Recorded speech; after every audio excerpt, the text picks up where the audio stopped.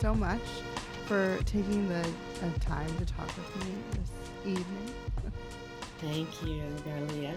I just want to briefly introduce you to our audience. So, my name is Garlia Cornelia Jones. I'm the founder of Blackboard, uh, Plays, and the co-creator of the Black Motherhood and Parenting New Play Festival, and the executive producer of the Black Motherhood and Parenting New Play Festival.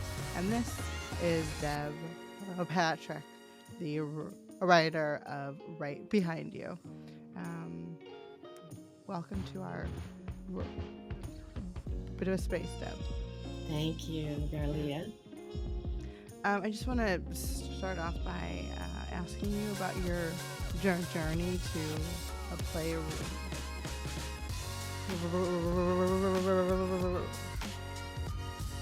Your journey to play writing. I just want to start all the way at the beginning. I know that you also worked on a BA in creative writing as well. So I did. So I think even though it was creative writing, my focus was probably always playwriting, because that's where I started. Back in high school in theater, I did a lot of theater, acting and writing in high school, and I went to school. I knew I wanted to be a writer. I, I had tried short stories, screenplays, but I always seemed to go back to the stage because that was my first love, I guess. Being out in front of a live audience on a stage and hearing that audience react to what was going on the stage mm-hmm. and seeing the impact that live theater had on people. Mm. So okay, so then like let's go a little bit deeper. Where are you are from, and where are you ba- ba- based I currently? am born and raised in Detroit, Michigan. I'm still based here. I went to Yay. school at NYU, but came Okay. back home to Detroit. Okay. There are a lot of Detroit stories that I want to tell. And Mm, so um, I feel that, being here, living here, having grown up here, um, walking the streets every day and yeah. living, in my community Yeah. is the best way to um, get to those stories and tell those stories. Yeah. Yeah. I um,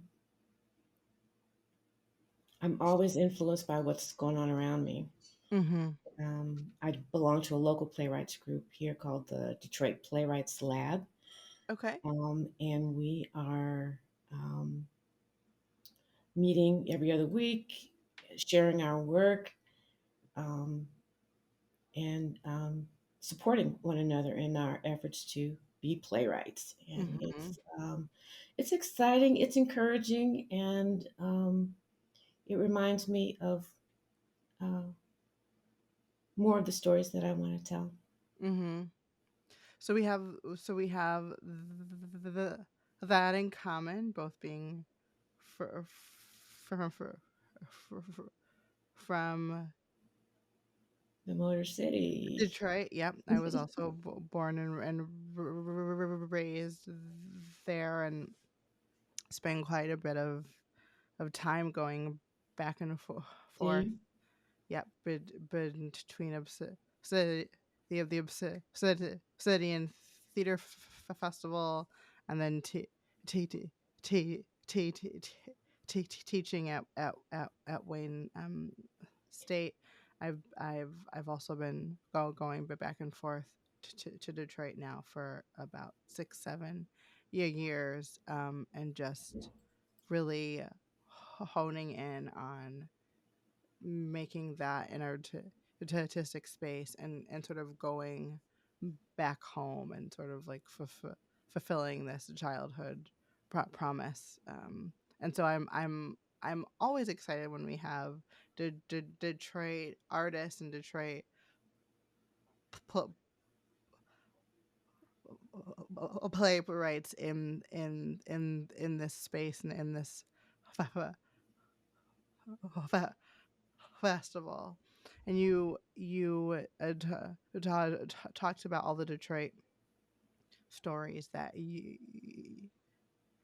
were interested in telling, and I'm curious what about Detroit stories for you is something that you want to share with the broader community. There's so much. There's a lot of history that has been left untold. Mm-hmm. That just in my neighborhood, a few blocks from here, where I live on the northwest side, there's a park, and in the park there's a wall, and there are murals along that wall. Mm-hmm. But the backstory of that wall is that it was originally a segregation wall in Mm-hmm. the city of Detroit. And so people know that now, but it's started in the 1940s and it's been there ever since. But then Mm-hmm. people of color claimed that wall, recreated its purpose, and now it's something else. It's not a segregation wall anymore. It's something that Mm-hmm. inspires people, Mm-hmm. and something that they can um, look at. It has images of the civil rights movement, Rosa Parks, Detroit people, and and children play in that park. It's a lovely park, Mm-hmm. and they can see that story on that wall, and have a whole totally different experience from it than Yeah. was originally intended.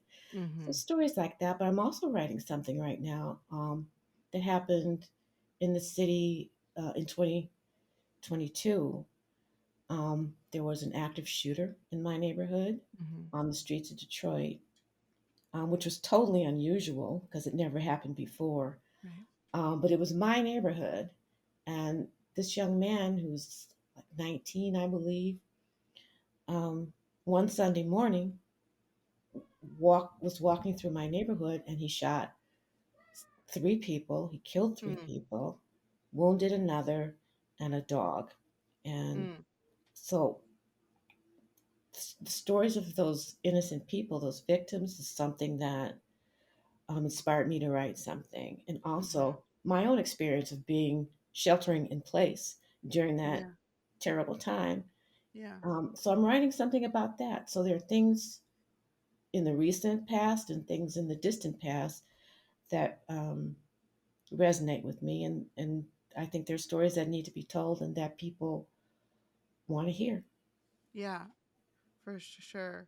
And I want to switch a little bit Sure. now and focus a little bit on the Black motherhood and parenting new festival and the piece that you wrote for this festival.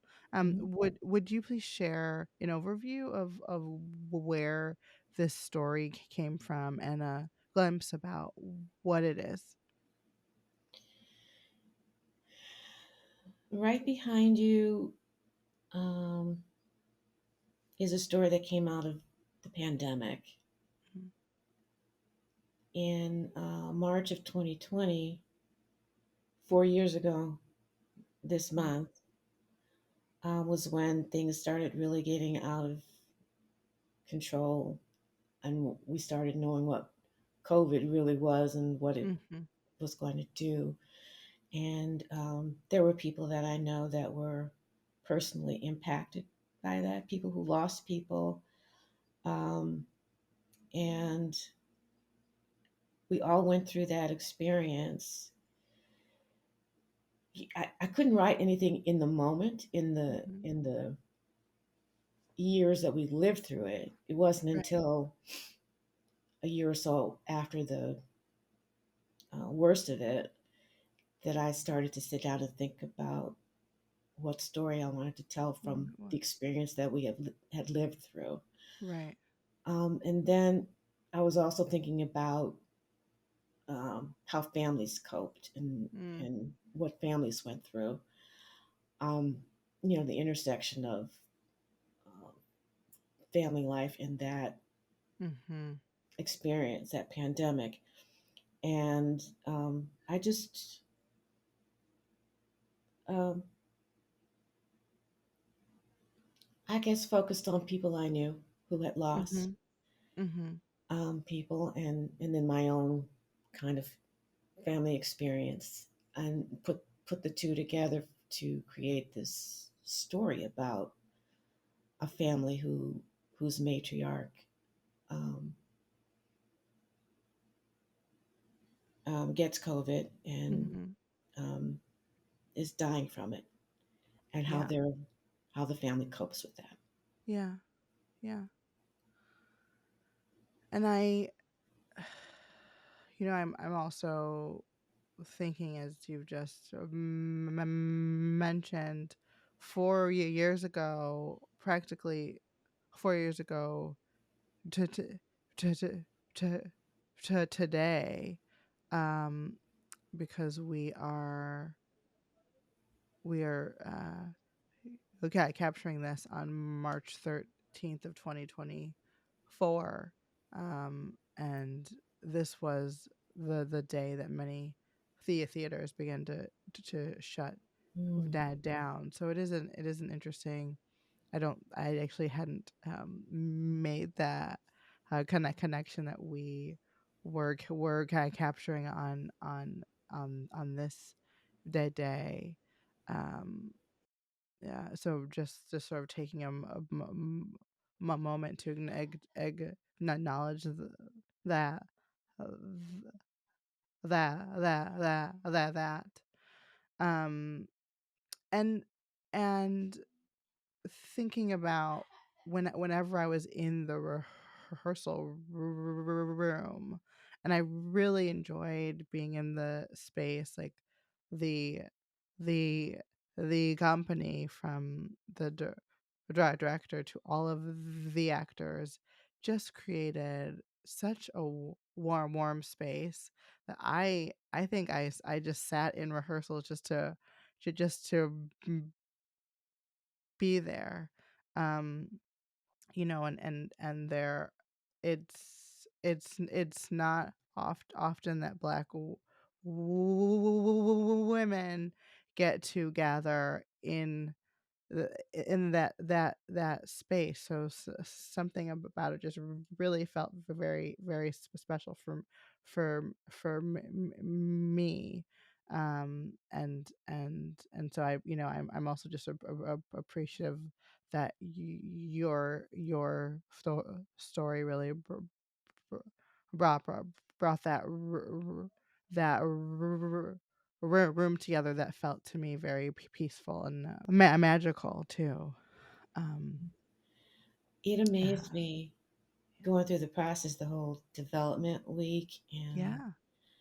and even talking with the dramaturg, that almost everyone had a similar experience Mm, as what happened in the play. They yeah. could really relate to the story because it was something, you know, that they had gone through as well. So I think there was a shared, um, it was a shared experience. It was Yeah. something we didn't have to explain, you know, No. or do research on or anything. People just No. knew. We just knew. Yeah. Yeah. All of us sort of hold that feeling. Um, what is? Sorry, I'm gonna go back. That's why we have editing. Um, so, something that this. Sorry, we go. Something that this play explored, that I I took no note of as I was thinking about our conversation conversation was the idea of parentified children, and thinking about the oldest. Her name is Leah, and I have a quote here. She's more like mom than mom, right? And just you know seeing that storyline, and seeing the experience of, and we have two plays w- in the festival this se- se- season, actually, that really deal a lot with children now taking care of their parents, and that responsibility. And I am really happy that we've expanded past just ba- b- babies and children, because the story of Black families and parenting caregivers goes from the time you are born until the time that you die, right? And so this is just speaking about life, and this is speaking about that, you know that cycle that occurs. And so, um just what are some experiences that you had that led to that storytelling, and of the caregivers that were they're the children children. Mm. Well, my mom, um, mm, she, in her 80s,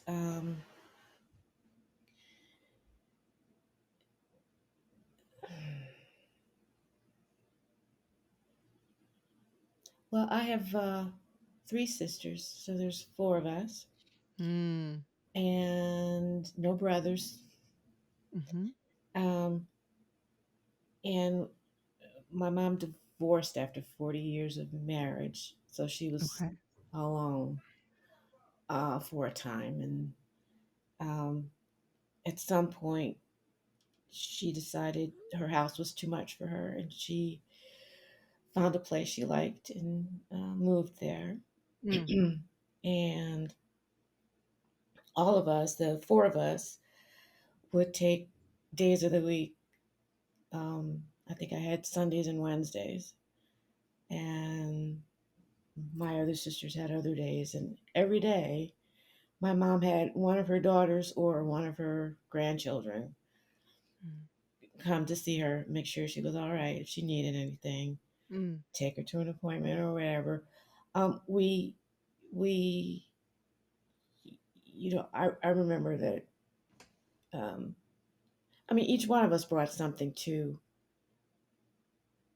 her on our days that she needed, or um, I mean, we're all different, and we all brought something to her that she needed. Mm. Um, Living in that space Yeah. and watching her.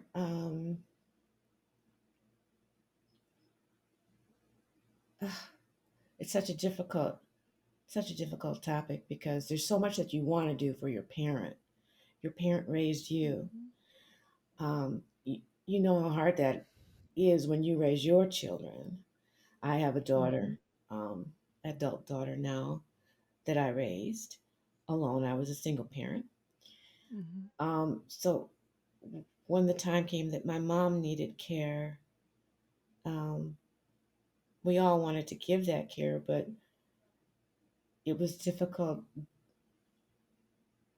in a lot of ways. But it was difficult knowing how much you could give Yeah. and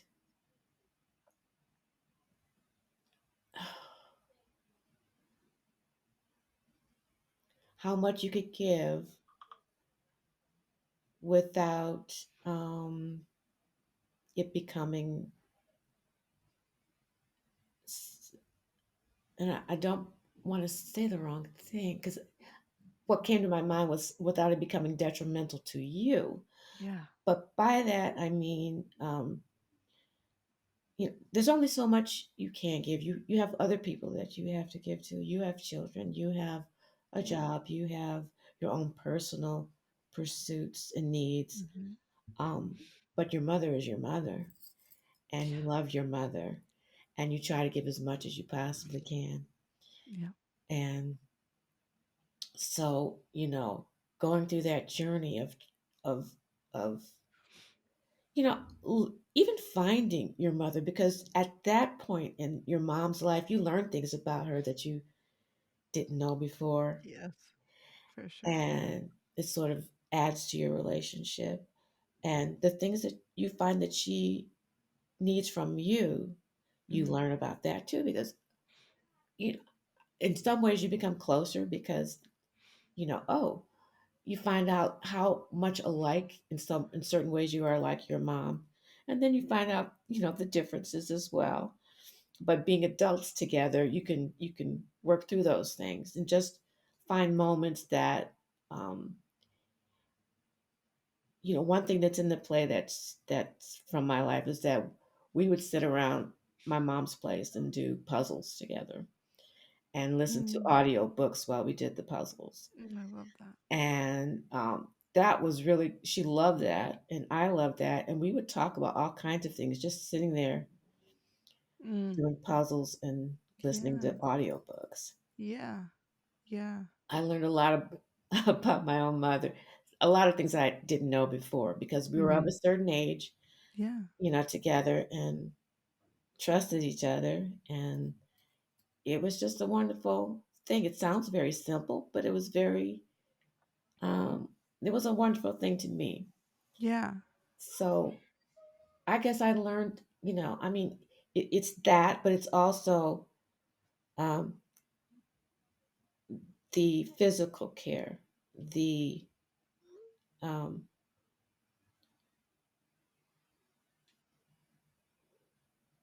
the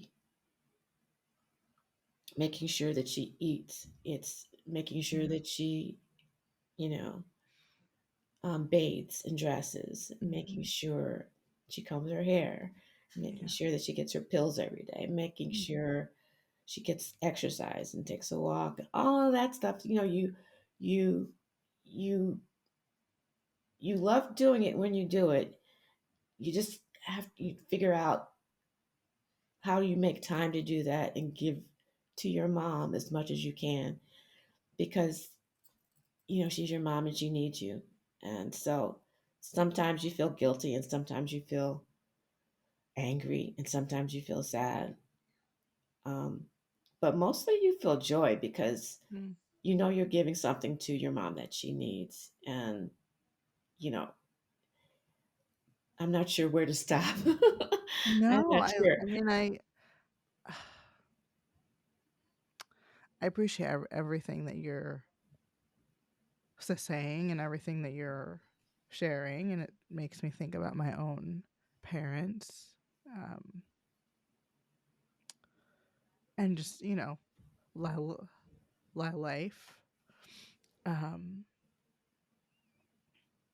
and everyone is still in Detroit. Um, and it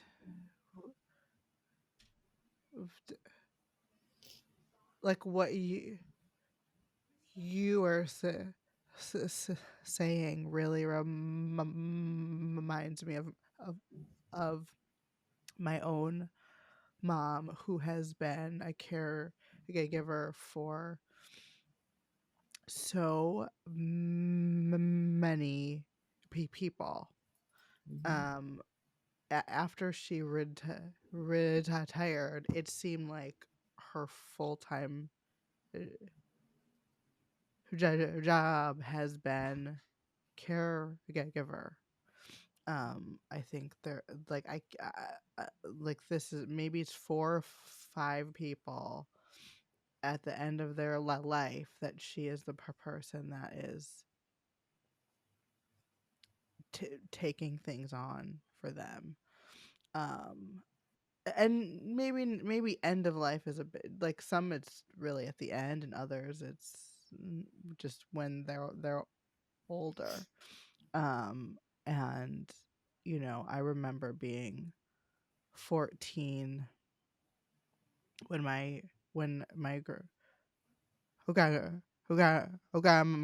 mother passed, and my mom was really the caregiver, and so we would go to Costco and like bring my grandmother food and things that Mhm. she needed. Ensure was the thing I remember the most. Right, I'm like 14. Remember buying the Ensure, to take over to her house Oh, in yes. Detroit. Like this is all in Detroit, and so and I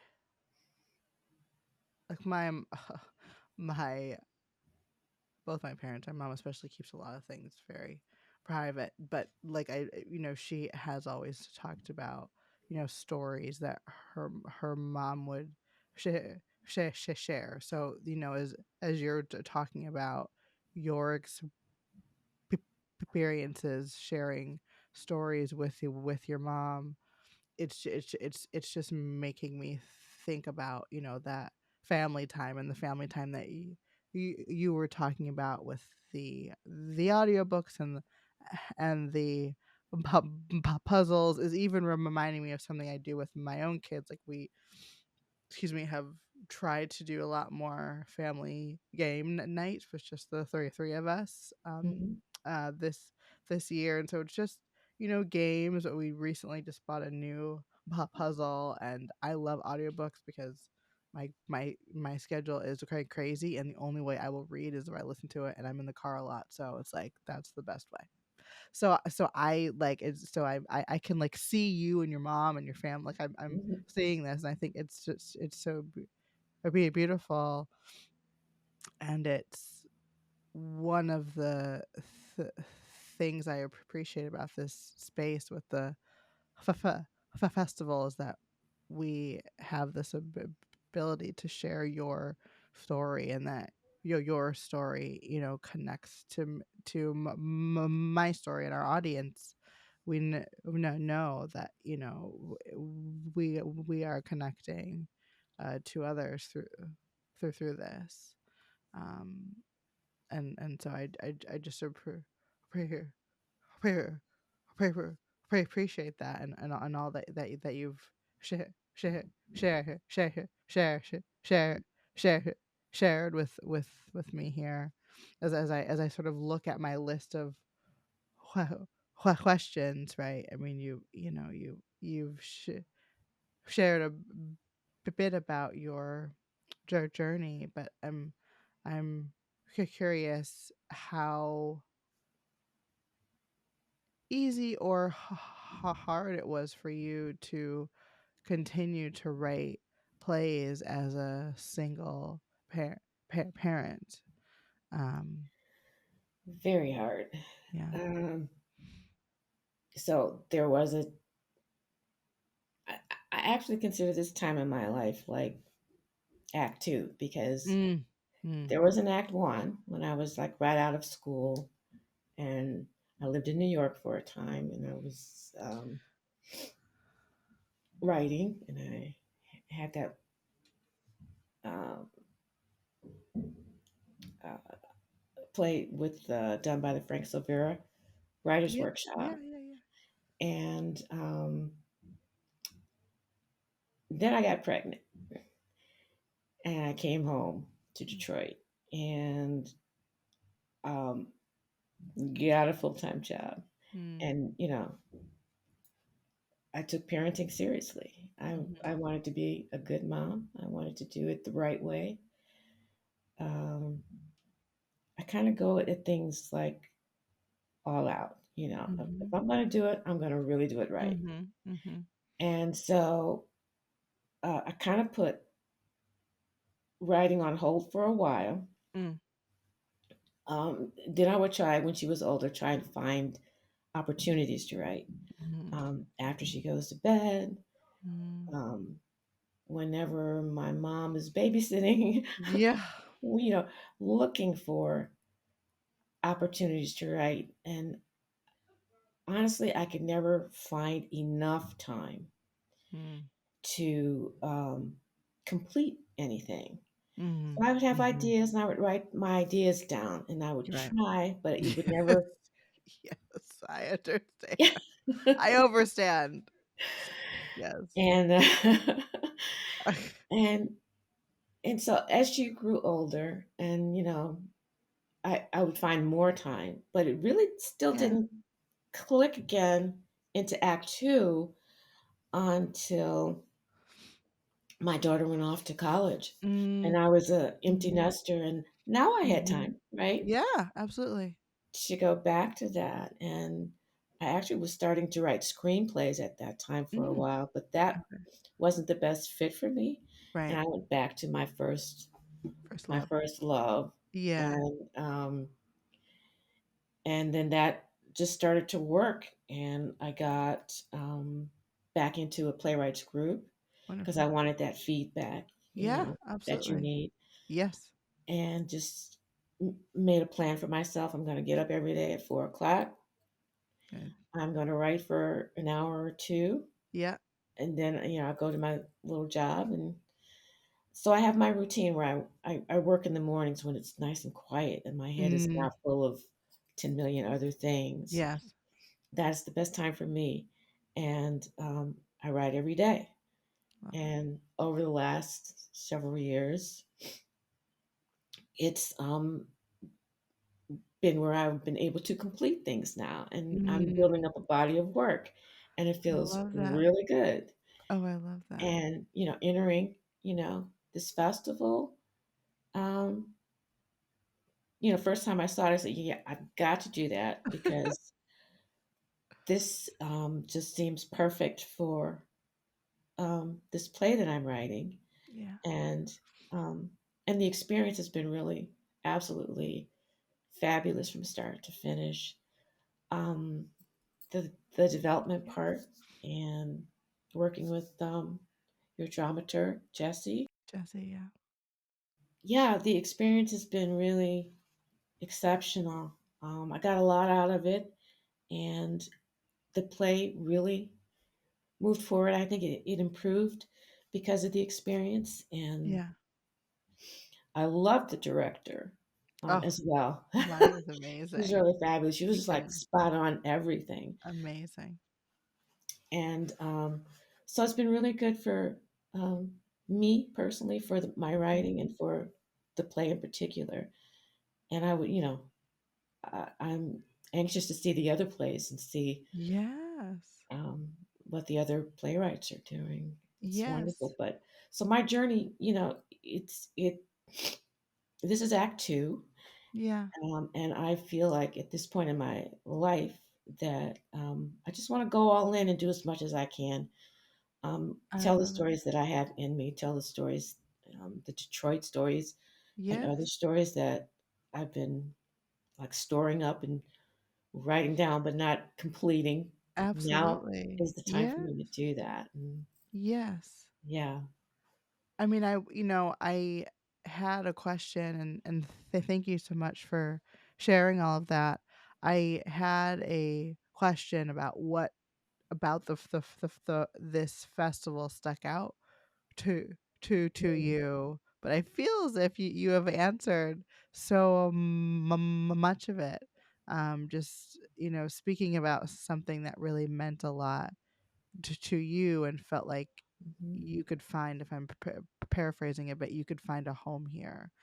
Um, Yes, definitely. And working with people of the caliber that I was able to work with, just really mhm. professional and excellent actors, wonderful director.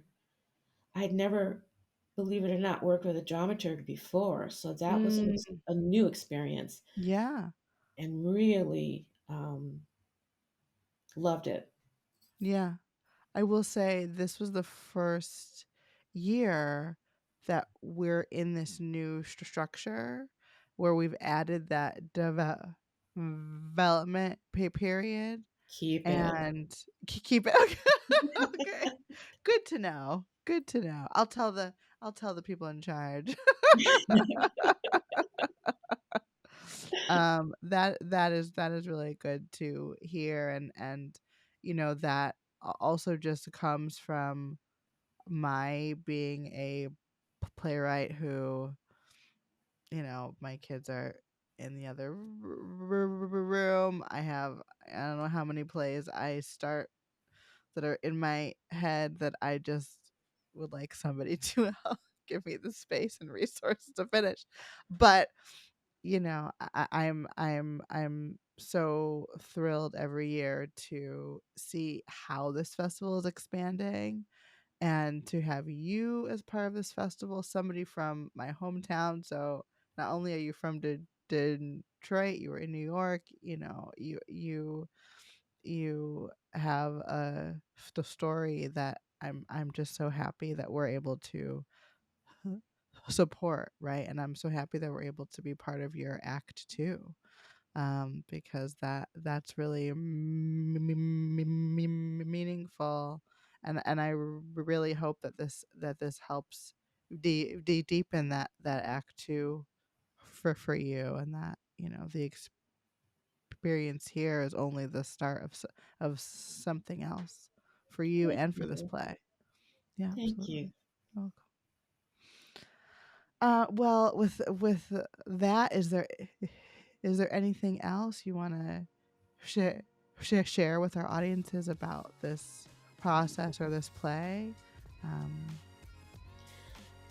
I just found it so valuable, um, and I would recommend it to anyone. Um, so write those plays and submit those plays. Don't yeah. do them on your computer. Yes. You gotta submit to everything. Hit enter. Hit enter, exactly.